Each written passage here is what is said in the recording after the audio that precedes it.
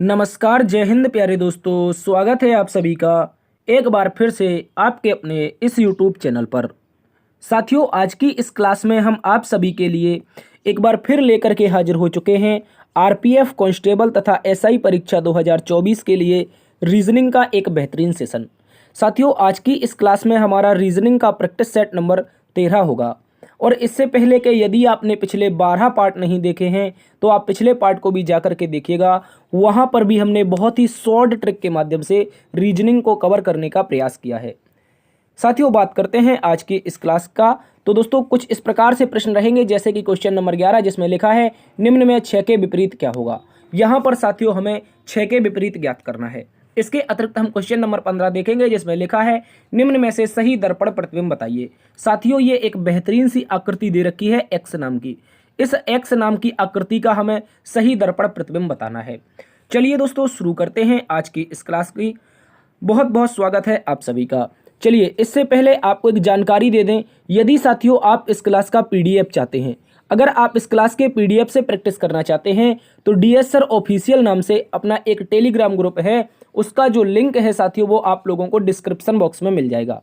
यहाँ से जा करके आप लोग इस टेलीग्राम को जरूर ज्वाइन कर लीजिए। वहाँ पर हम आपको डेली के बेसिस पर, चाहे वो यूपी पुलिस का रीजनिंग हो उसका पीडीएफ, चाहे वो आपका आरपीएफ कांस्टेबल एसआई का रीजनिंग हो उसका पीडीएफ, तो दोनों के दोनों पीडीएफ हम आपको यहीं पर प्रोवाइड करवाते हैं। इसलिए आप डिस्क्रिप्शन बॉक्स में दिए गए लिंक के माध्यम से टेलीग्राम को जरूर ज्वाइन करें और वहाँ से अपने प्रैक्टिस को बेहतरीन बनाएं।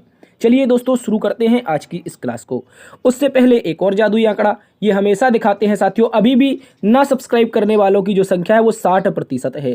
ठीक है, और इनमें से आप लोग नहीं कर रहे हैं, पता नहीं क्या हो गया है। प्लीज़ यार आप लोग सब्सक्राइब कर लीजिए। यदि आप इस तरह की निरंतर क्लासेस चाहते हैं तो आप लोग चैनल को एक बार सब्सक्राइब कर लीजिए। इससे क्या होगा, प्रतिदिन जब भी अपनी क्लास होगी यूट्यूब पर तो आप लोगों के पास तुरंत ही नोटिफिकेशन पहुंच जाएगा।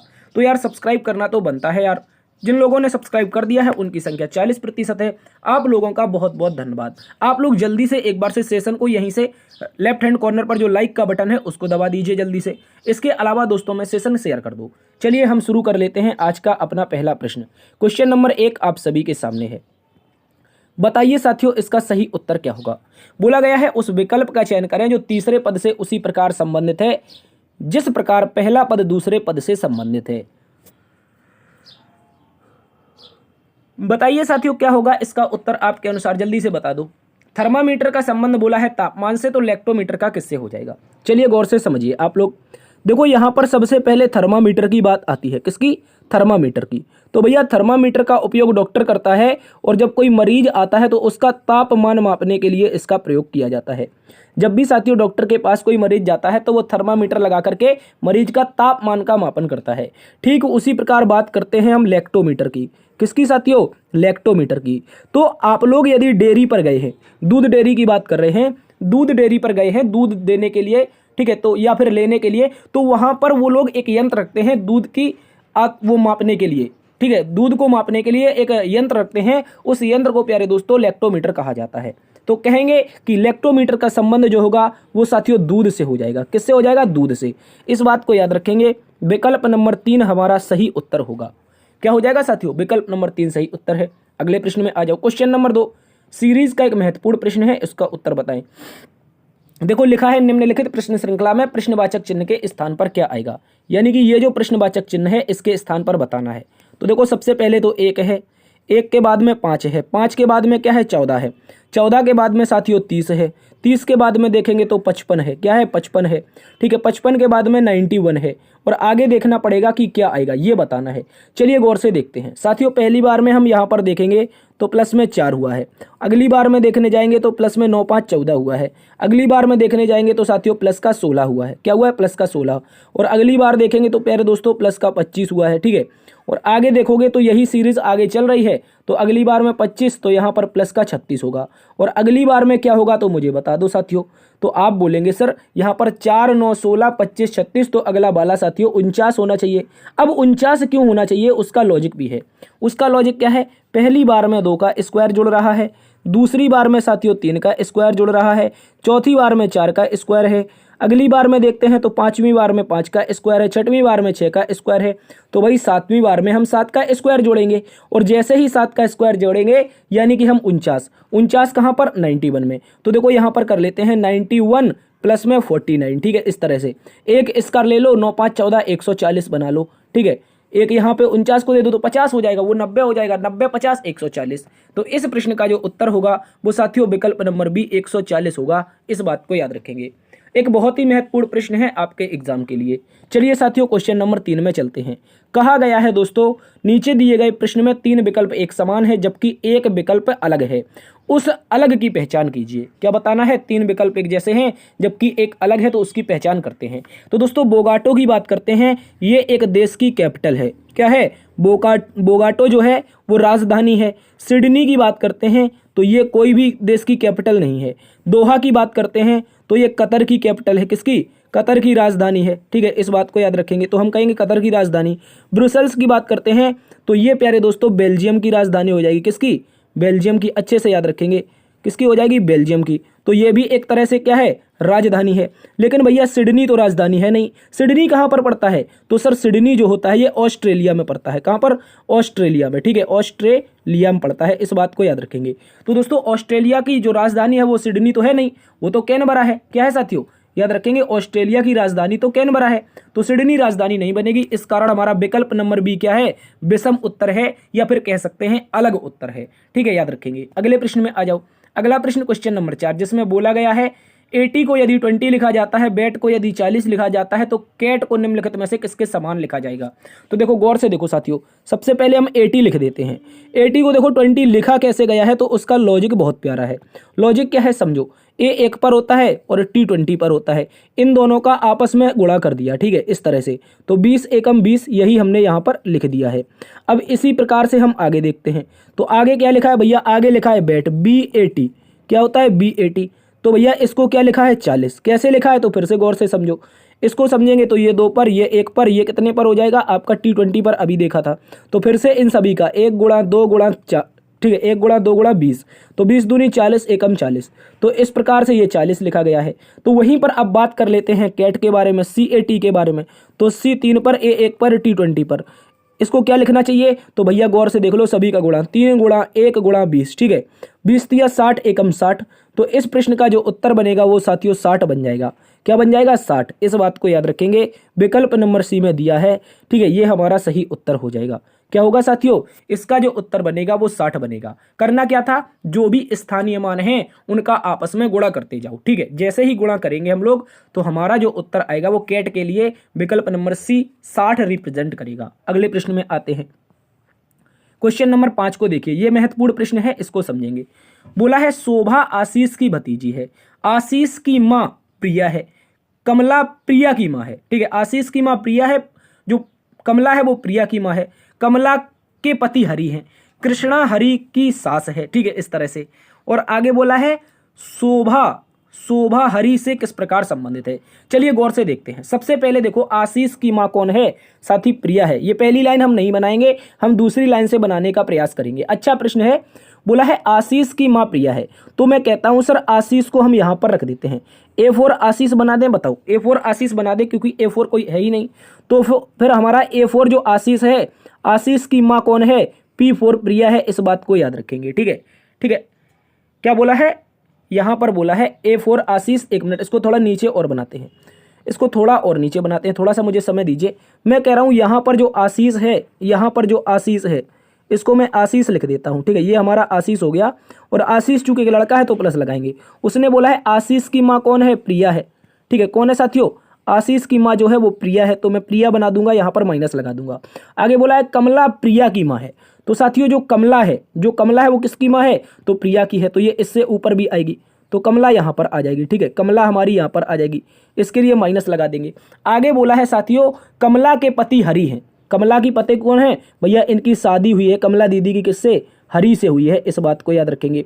तो कमला अगर महिला है तो हरि क्या हो जाएंगे? पति हो जाएंगे। क्वेश्चन में ही बोला है कमला के पति हरि हैं। अब बोला है कृष्णा हरि की सास है, तो भैया कृष्णा हरि की सास कैसे बनेगी? जब हरि की पत्नी कमला और कमला की माँ जो होगी, कमला की माँ होगी वो होगी कौन सी? कृष्णा, इस बात को याद रखेंगे। जब कृष्णा सास है तो ये माँ हो जाएगी। चूंकि कृष्णा एक महिला है तो इसके लिए हम माइनस का प्रयोग करेंगे। देखो यहाँ पर किया है, तो वही यहाँ पर हो गया कि कृष्णा हरि की सास है। शोभा हरि से किस प्रकार संबंधित है। अब देखो पहली लाइन को देखते हैं जो हम छोड़ के आए थे। वो पहली लाइन क्या थी? वो पहली लाइन कह रही थी शोभा आशीष की भतीजी है। भैया आशीष की भतीजी कैसे बन सकती है? या तो आशीष का कोई यहाँ पर भाई हो, ठीक है, याद रखो भाई होगा, जब आशीष का यहाँ पर कोई भाई होगा, ठीक है, याद रखेंगे, और इस भाई की जो पुत्री है वो यहाँ पर आएगी, उसका नाम होगा साथियों शोभा।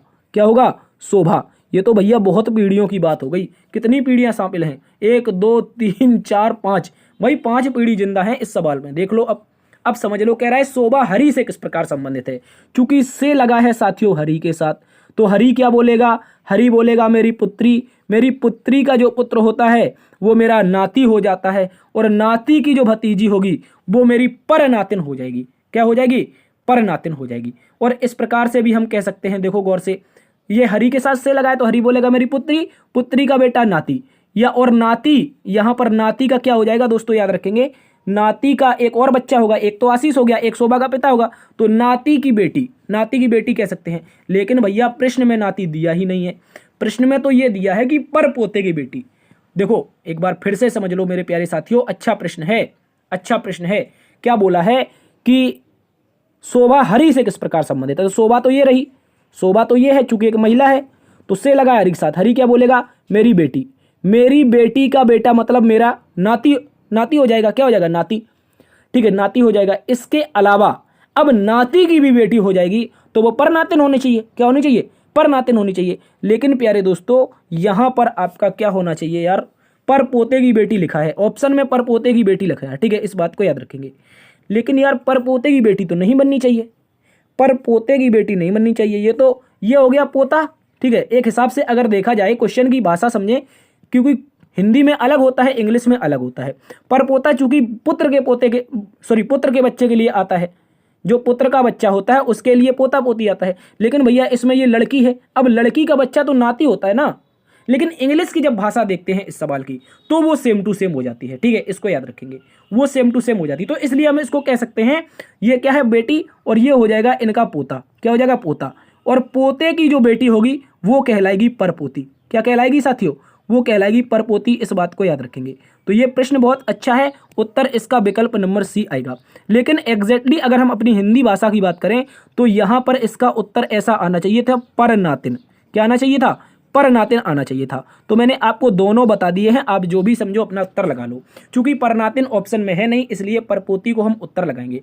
पर पोते की बेटी ये बिल्कुल गलत हो जाएगा, इसको याद रखेंगे, ठीक है। चलिए अगले प्रश्न में चलते हैं। अगला प्रश्न अच्छा प्रश्न है, क्वेश्चन नंबर 6 कैलेंडर से संबंधित है। कहा गया है साथियों, मोहिनी 9 दिन पहले फिल्म देखने गई थी। यदि वह केवल गुरुवार को फिल्म देखने जाती है तो आज सप्ताह का कौन सा दिन होगा। भैया चलिए देखते हैं, अच्छे से समझेंगे इस प्रश्न को। क्या बोला है? केवल गुरुवार को देखने जाती है तो आज कौन सा दिन है। तो भैया ऐसे प्रश्नों को सॉल्व करने के लिए हम सबसे पहले आज को ही लिखते हैं। किसको? आज को। और आज से उसने बोला है कि 9 दिन पहले क्या करने गई थी साथियों, याद रखेंगे, वो फिल्म देखने गई थी। तो पहला दिन यहाँ पर, दूसरा यहाँ पर, तीसरा यहाँ पर, चौथा यहाँ पर, पांचवा यहाँ पर, छठवां यहाँ पर, सातवां यहाँ पर, आठवां और नौवां। तो भैया 9 दिन पहले देखने गई थी। तो पहला, दूसरा, तीसरा, चौथा, पांचवा, छठवां, सातवां, आठवां, नौवां। तो 9 दिन पहले गई होगी आज से फिल्म देखने, तो वो कुछ यहाँ पर गई होगी। चूंकि उसने बोला केवल वह गुरुवार को जाती है तो भैया 9 दिन पहले कौन सा दिन रहा होगा? गुरुवार रहा होगा। क्या रहा होगा?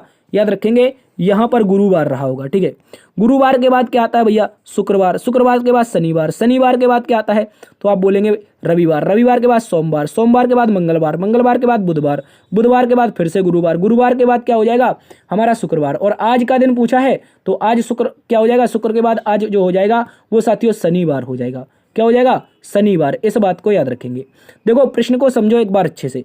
उसने बोला है जो मोहिनी है 9 दिन पहले फिल्म देखने गई, तो मैंने कहा भैया वो फिल्म तो केवल गुरुवार को देखने जाती है, तो 9 दिन पहले कौन सा दिन रहा होगा? गुरुवार। तो गुरुवार के बाद फ्राइडे, फ्राइडे के बाद आपका सैटरडे, फिर संडे, फिर मंडे, फिर ट्यूसडे, फिर वेडनेसडे, फिर थर्सडे, ठीक है, थर्सडे के बाद फिर फ्राइडे। तो आज हमारा एस फोर सैटरडे, तो वही सैटरडे हमें दे रखा है कहाँ पर? विकल्प नंबर बी में। विकल्प नंबर बी इस प्रश्न का सही जवाब है, याद रखेंगे। अगले प्रश्न में आइए। क्वेश्चन नंबर 7 जिसमें बोला गया है सभी आदमी तोते हैं, जितने भी मेन हैं साथियों वो क्या हैं, सभी के सभी पैरट हैं। तो सभी हम A4 आदमी क्या बना देते हैं साथियों, सारे के सारे आदमी T4 तोते बना देंगे, इस बात को याद रखेंगे। आगे बोला है कुछ तोते कौवे हैं। भैया तोते का जो कुछ पार्ट है मैं मान लेता हूं तोते का इतना इतना सा जो पार्ट है ये क्या है, कौवा है, मतलब K4 कौवा लिख देते हैं। ठीक है, आगे बोला है सभी कौवे मुर्गियां हैं। क्या बोला है, जितने भी कौवे हैं साथियों, जितने भी कौवे हैं वो क्या हैं, सभी के सभी M4 मुर्गियां हैं। अब देखो निष्कर्ष को पढ़ते हैं। मैंने कथन तो तीनों के तीनों बना ले। सबसे पहले बोला सभी आदमी तोते हैं, मैंने कहा सभी A4 आदमी T4 तोते हो गए। अब बोला कुछ तोते कौवे हैं, तो कुछ तोते का पार्ट कौवे में आ गया। अब कह रहा है सभी कौवे मुर्गियां हैं, तो मैंने कहा सभी कौवे K4 कौवे सारे के सारे मुर्गियां बना देंगे। अब दोस्तों निष्कर्ष में आते हैं, तो निष्कर्ष पहला नंबर देखते हैं।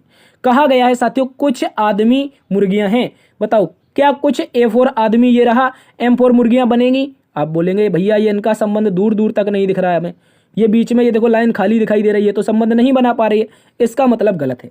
अब कह रहा है कोई आदमी मुर्गी नहीं है, ये भी गड़बड़ हो गई दया। पहली बार में बोला कोई आदमी मुर्गी नहीं है, सॉरी पहली बार में कह रहा है कुछ आदमी मुर्गियां नहीं है, और दूसरी बार में कहने लगा कि कोई आदमी मुर्गियां नहीं है। इसका मतलब क्या है भैया, आप कैसे एग्जैक्टली कह सकते हो सकता है इसमें बन जाती। देखो मैं कैसे कह रहा हूं, एक ऐसा आरेख बन जाता मेरे अनुसार। जब भी दो आरेख बनते हैं गलत होता है, और मैं दूसरा आरेख बना के दिखाता हूं। सबसे पहले बोला सभी A4 आदमी क्या हैं, T4 तोते हैं, तो ये हमारा A4 आदमी T4 तोते हो गया। अब कह रहा है कुछ तोते कौवे हैं, तो मैं ऐसे बना सकता हूं ना, कुछ T4 तोते, देखो कुछ T4 तोते बना सकता हूं ऐसे करके, यहाँ से T4 तोते ये भी बन जाएगा, तो ये क्या हो जाएगा, कौवे हो जाएगा। अब कह रहा है सभी कौवे क्या हैं, मुर्गियां हैं, तो भाई सभी कौवे मुर्गियां हो गया। तो भैया अब ये आदमी A4 आदमी M4 मुर्गियों का संबंध बनने लगा। तो पहले के अनुसार हम नहीं बना पा रहे हैं और दूसरे के अनुसार बना पा रहे हैं। तो कहने का मतलब साथियों केवल इतना सा है, जब एक कथन के अनुसार दो प्रकार के निष्कर्ष निकलते हैं तो वो हमेशा गलत होता है। ठीक है, याद रखेंगे। तो कह रहा है कि पहले कुछ आदमी मुर्गियां हैं, मैंने कहा नहीं बना सकते। अब कह रहा है कोई आदमी मुर्गियां नहीं है, जब मैं पहले ही कह चुका हूं कि नहीं बना सकते, हो सकता है बन जाए ना बने, तो भैया दूसरा भी गलत होगा। लेकिन ये कंडीशन ऐसे बनती है, या तो एक गलत होगा, क्या बनेगा, या तो एक गलत बनेगा और या साथियों दूसरा गलत बनेगा, या फिर कह सकते हैं एक सही बनेगा या फिर दूसरा सही बनेगा। तो इस तरह की जो कंडीशन आती है वो आइदर और में आती है। आइदर और के लिए हमें विकल्प नंबर सी दिया है। यदि एक या कह रहा है यदि या तो एक निष्कर्ष या दो निकलता हो। ठीक है, याद रखेंगे विकल्प नंबर सी इस प्रश्न का सही जवाब है। आई होप प्रश्न आप समझे होंगे। अगले प्रश्न में आइए, क्वेश्चन नंबर 8 जिसमें बोला गया है कथन और धारणा। कह रहा है साथियों हमसे कई इतिहासकारों ने कुछ अच्छा करने की जगह सत्य को विकृत करके अधिक नुकसान किया है। कह रहा है कई इतिहासकारों ने कुछ अच्छा करने की जगह सत्य को विकृत करके अधिक नुकसान किया है। अब धारणा नंबर 1 पर आते हैं, जिसमें बोला गया है लोग वही मानते हैं जो इतिहासकारों द्वारा रिपोर्ट किया गया है। मुझे बताओ, कह रहा है कि कई इतिहासकार हैं, कथन में बोला है उन्होंने कुछ अच्छा करने की बजाय क्या कर दिया, सत्य जो था उसको विकृत कर दिया, यानी कि झूठ करके दिखा दिया, जिससे हमारा नुकसान हुआ है। तो कह रहा है कि लोग वही मानते हैं जो इतिहासकार द्वारा रिपोर्ट किया गया है। तो आप कह सकते हैं बिल्कुल सही बात है भाई। अगर वो सत्य को मुकार रहे हैं, गलत बता रहे हैं, इतिहासकार लिख रहे हैं, जब हम इतिहास पढ़ते हैं तो इतिहास ही तो मानते हैं, और इतिहासकार लिखा होगा इतिहासकारों ने, तो उन्होंने सत्य की जगह कुछ गलत लिख दिया जिससे हमारा आज नुकसान हो रहा है। तो कह रहा है लोग वही मानते हैं जो इतिहासकार द्वारा रिपोर्ट किया गया है। हाँ, ये बात बिल्कुल सही है, इस बात को याद रखेंगे। पहली वाली धारणा निकलती है। अब कह रहा है इतिहासकारों से शायद कभी सत्य का चित्रण करने की उम्मीद होती। क्या कह रहा है कि इतिहासकारों से शायद ही कभी सत्य का चित्रण करने की उम्मीद होती। ऐसा तो कहीं भाई लिखा ही नहीं है, इसमें ऐसा कहीं नहीं लिखा है। मुझे बताओ आपके अनुसार इसका उत्तर क्या बनेगा। पहला तो मैंने कहा धारणा सही है, अब दूसरी वाली क्या होगी ये आपको बतानी है। देखिए साथियों, हम कथन को जब देखते हैं तो उसी के अनुसार धारणा देते हैं। तो मैंने कहा कथन में कई इतिहासकारों ने कुछ अच्छा करने की जगह सत्य को विकृत कर दिया, तो इसका मतलब है जो लोग मानते हैं वो इतिहासकारों द्वारा रिपोर्ट किया गया है वो मानते हैं। अब कह रहा है दूसरे वाले में इतिहासकारों को शायद कभी भी सत्य का चित्रण करने की उम्मीद नहीं होती है। भाई ऐसा हम नहीं कह सकते हैं, ऐसा बिल्कुल कथन में नहीं कहा गया है, तो ये वाला हमारा गलत हो जाएगा। और जब ये गलत हो जाएगा तो हम बोलेंगे यदि केवल एक धारणा निहित है। क्या क्या बोल सकते हैं, केवल और केवल एक धारणा निहित होगी। इस बात को आप सभी अच्छे से याद रखेंगे। अगले प्रश्न में आ जाओ। चलिए अगला प्रश्न बताइए, क्वेश्चन नंबर 9 कहा गया है, जिसमें कह रहा है यदि 20 डेल्टा 0 का मतलब क्या है, 20 डेल्टा 0 का मतलब 5 है, 90 डेल्टा 40 का मतलब 13 है और 20 डेल्टा 20 का मतलब 4 है। तो 90 डेल्टा 80 का मतलब क्या होगा? ठीक है, यहाँ पर मुझे लग रहा है टाइपराइटर से कुछ मिस टाइपिंग हुआ है, मिस टाइपिंग हुआ है मुझे लग रहा है इसमें। ठीक है, देखो इसको देखते हैं एक बार अच्छे से, देखते हैं क्या बोला है। 20 उसके बाद डेल्टा है, फिर क्या है साथियों, 20 डेल्टा में 0 है, बराबर में क्या बोला है 5 बोला है। इसके बाद क्या है भैया हमारे पास 90, उसके बाद में क्या है डेल्टा है, फिर हमारे पास साथियों 40 है, तो बराबर में क्या है, आप बोलेंगे सर यहाँ पर 13 है। इसके बाद आगे फिर दिया है 20 डेल्टा 20, क्या दिया है 20 डेल्टा 20, तो बराबर में 4 दिया है। और हमें बताना क्या है, तो आप कहेंगे सर हमें बताना है 90 डेल्टा 80 का मान क्या होगा, ये बताना है, इसके स्थान पर क्या हो जाएगा। देखो यहाँ पर कुछ मिस टाइपिंग है टाइपराइटर के द्वारा, क्यों? क्योंकि मैं कह रहा हूं कि यहाँ पर डेल्टा बराबर आप प्लस मान लो, क्या मान लो साथियों, डेल्टा बराबर में क्या मान लो, प्लस मान लो, इस बात को याद रखेंगे। तो मैं पहली बार में कहता हूं कि 20 प्लस में 0, 20 प्लस में 0 बराबर 20 हो जाएगा। ठीक है, कैसे 20 ला सकते हैं, 20 प्लस में 0 बराबर 20, ये तो ले दिया। ठीक है, या तो हम ले आए, एक मिनट, यहाँ पर 20 डेल्टा 0 नहीं होना चाहिए यार, कुछ तो गड़बड़ है दया। देखो यहाँ पर अगर हम इसको 3 बना लें, 30 कर लें, देखो यहाँ पर मिस टाइपिंग है टाइपराइटर से, इसको हम 30 कर लें तो उत्तर आ जाएगा। देखो 20 डेल्टा बराबर मैंने प्लस रखा, तो 20 प्लस 30 कितना होगा साथियों, 50 हो जाएगा। और इस 50 में अपने मन से हम 10 का भाग लगा देंगे तो बराबर में 5 आ जाएगा। क्या आ जाएगा, 5, वही 5 यहाँ पर रखा है। उसी प्रकार अब नीचे देखो, यहाँ पर 90 है, प्लस में क्या है 40 है। ठीक है, याद रखेंगे 90 प्लस में 40 तो बराबर में कितना 130। ठीक है, 130 में हम 10 से भाग लगाएंगे अपने मन से, जैसे ऊपर लगाया था। तो दोस्तों क्या बच जाएगा हमारा, 13 बच जाएगा। देखो वही 13 यहाँ पर हमें दिया गया है। इसी प्रकार और देखो, इसी प्रकार और देखो, क्या देखना है, तो आप बोलेंगे सर 20 प्लस में 20, क्या कह सकते हैं 20 प्लस में 20 बराबर में कितना होना चाहिए 40। और इस 40 में भी अपने मन से हम 10 से भाग लगाएंगे तो बराबर में 4 मिलेगा। क्या मिलेगा 4, जो कि 4 हमें यहाँ पर दे रखा है। उसी प्रकार यही लॉजिक का प्रयोग करके हम नीचे करेंगे। कैसे, 90 प्लस में 80, मैंने डेल्टा बराबर क्या माना था, प्लस माना था, तो 90 प्लस 80 9 8 17 यानी 170। 170 में अपने मन से 10 से भाग तो बराबर में हमारा इस प्रश्न का जो उत्तर आएगा वो 17 आएगा। क्या आएगा साथियों, 17, जो कि विकल्प नंबर 4 में है। ठीक है, यहाँ पर मिस टाइपिंग हो गई है, ये आप लोगों को पीडीएफ में सुधरा हुआ मिलेगा। ठीक है, यहाँ पर 20 डेल्टा 30 था, इसको सुधार लेंगे आप लोग, उत्तर आ जाएगा। सभी को जोड़ेंगे, अपने मन से भाग लगाएंगे 10 का, जो भी उत्तर आएगा आप लोगों के सामने होगा वो इस फॉर्म में आ जाएगा। ठीक है, इस फॉर्म में, यानी 5 13 4, तो अगला वाला हमारा 17 हो जाएगा क्वेश्चन मार्क के स्थान पर। चलिए अगले प्रश्न में चलते हैं। क्वेश्चन नंबर 10 को देखिए, जिसमें बोला गया है निम्नलिखित प्रश्न में सही दर्पण छवि क्या होगी। देखो अभी आपको नहीं बताया गया है कि दर्पण प्रतिबिंब कहां पर रखा है, या कह सकते हैं दर्पण कहां पर रखा है। तो साथियों देखो, जब भी ना बताए कि दर्पण कहां पर रखते हैं तो हमेशा दाईं ओर रखने का प्रयास करना है। कभी भी एग्जामिनर ना दे कहां पर दर्पण रखा है तो क्या बोलेंगे सर आप लोग दाईं ओर दर्पण को रखेंगे, बस इस बात को अच्छे से दिलो दिमाग में बसा लेंगे। तो सबसे पहले तो साथियों हमारा कुछ इस तरह का बॉक्स आएगा। इस बॉक्स में जो पान है वो पान ही रहेगा, यानी कि ये जो पान का पत्ता बना हुआ है ये आपके सामने ऐसा ही रहेगा। लेकिन जो कट वाला सर्कल है दूर की ओर है, तो दर्पण की ओर जब प्रतिबिंब बनाएगा तो ये दूर की ओर ही बनाएगा। और ये देखो दर्पण से नजदीक है ये सर्कल, ये वाला, तो ये दर्पण के पास में ही रहेगा। तो सर्कल हमारा कुछ इस तरीके से यहां पर आना चाहिए। ठीक है, यहां पर दर्पण में ये जो सर्कल है हमारा कुछ इस तरीके से आना चाहिए।